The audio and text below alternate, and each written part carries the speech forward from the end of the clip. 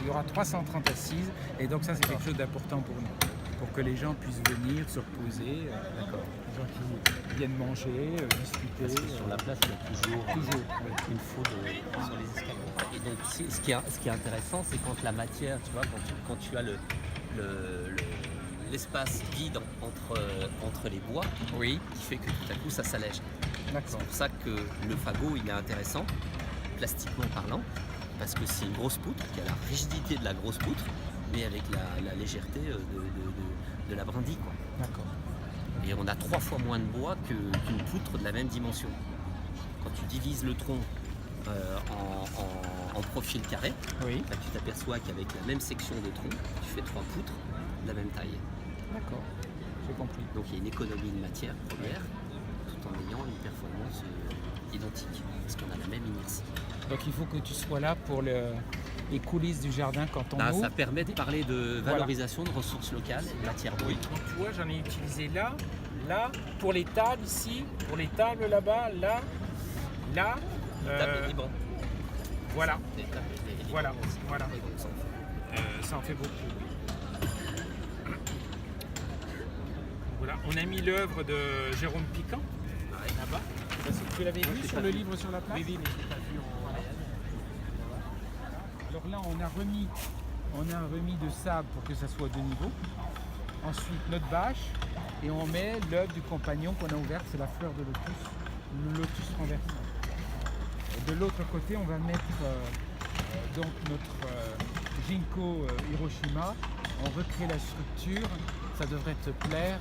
Donc c'est une maison comme s'il était en lévitation sur l'eau.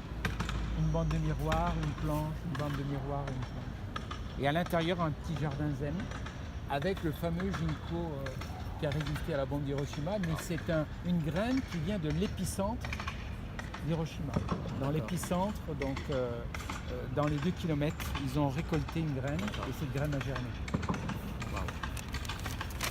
Tu vois apparaître une feuille de ginkgo.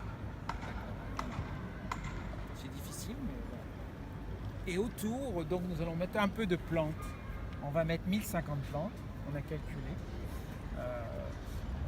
Donc tout un tapis de plantes qui rappellent la cicortène. Donc on va partir dans le pourpre, dans le brun, donc des euchères, des carex, on va mettre du sédum.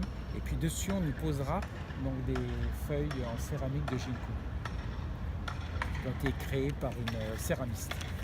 Non, on a tout fait en interne avec toujours la ficelle qui vient de Kanazawa. Et on a tout percé. Hein, tu sais que là, c'est fermé, donc on a fait un outil pour pouvoir passer le tuyau à l'intérieur et tout cacher. Et on aura l'eau, ce sera dans un circuit fermé où on aura un gros pot en terre cuite qui va récupérer les pots qui sont là-bas, où on récupère l'eau. Et la technique du bois brûlé, tu vois. Ah bah voilà. Donc on a brûlé avec nos... Ça, c'est dans vos ateliers. Oui, bah, tout simple, hein, avec l'appareil qui nous sert à désherber les allées. Ah oui. Et puis dès l'instant qu'on a brûlé, on a donné un coup d'eau et puis on a balayé.